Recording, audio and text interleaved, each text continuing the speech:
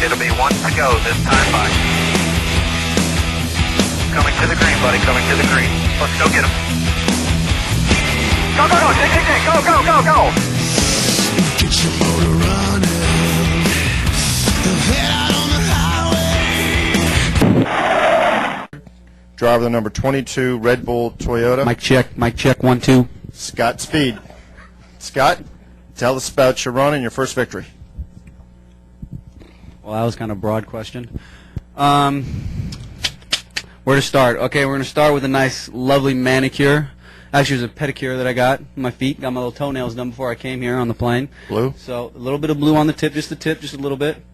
So I think that's going to kind of become a tradition. The car itself was definitely good. I think that the biggest achievement we've actually made this weekend is again working with Doug and Slugger and the guys on the BDR team to make our car better, because when we unloaded, we definitely weren't right, but we made it there.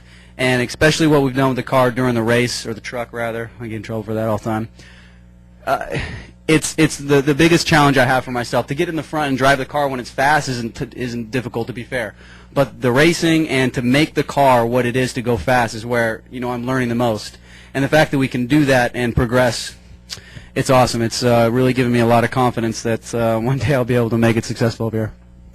We're also joined by Crew Chief Doug Walcott. Doug, talk a little bit about today's strategy and your view from on top of the box. Well, we started off just trying to see what we had there, because it's always a crapshoot when you first start, and started off a little tight, made some adjustments as we went, and what really set the tone for the day, we saw our teammate Mike Skinner come in earlier and have problems in the pits, and he took 2 tires and was able to come back out and run pretty strong laps. And from that point on, I just started thinking, if we get into that last stop, we can get 2 tires and go and get some track position. Slugger was up top all day saying, we need track position to make this work, and it was a pretty easy call. I mean, Scott, so far every race we've been in with Scott, he's done a fabulous job, and I'm just proud to be a part of what he's doing here, and it's just pretty cool to watch it all unfold today. We'll now open it up to questions from the media. Please, as a courtesy, state your name and affiliation. Questions. Start with Jeff. Jeff Gluck from NASCAR Scene. Scott, obviously this does a lot for your confidence. Not that you weren't a confident guy, but how important is that confidence going forward in your development as you take steps here and to kind of boost yourself up like that? What does that do for you? Well, to be honest, I mean, whether we win or not, it doesn't really affect my confidence. I don't let results control how I feel about myself. I've said it 1,000 times. I mean, today we had a good strategy and we had an awesome truck. We got everything we could out of it. But if our truck was a 5th place truck and we did the race and finished 5th, I would be just as happy with myself. I mean, the hats off to the team. They've really the ones that won this race. I'm pretty confident that anyone in this truck at the last 50 laps of this race after the pit stop would have done the exact same thing. So for me, I'm learning step by step. It's going to be a long process. I mean, just have the experience to know what to do on the trucks or on the cars when I go to the COT. You can't just learn it right away. It's something you have to feel and something you have to learn. And the learning curve I've had has been amazing. I've learned a ton. Every time I go out on the track for a race, I definitely come away with a lot of feeling, a lot of experience and knowledge. So I'm certainly looking forward to continuing on, and of course looking forward to my first Cup race. But I'm not in any rush. I'm having the time of my life, just coming over here and trying to learn the sport. And it's awesome. I mean, Red Bull's given me an incredible opportunity to do this, and my hat's off to them. I mean, without them, none of this would have been possible.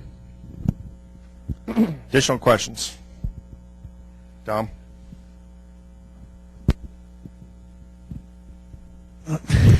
Question for both of you guys. I was wondering, Hornaday came here and said he had a motor problem, was running on 7 when he ended. You think you had anything for him if you didn't have that problem, and were you worried at all in the restarts? Because, Ronnie can be pretty good on those.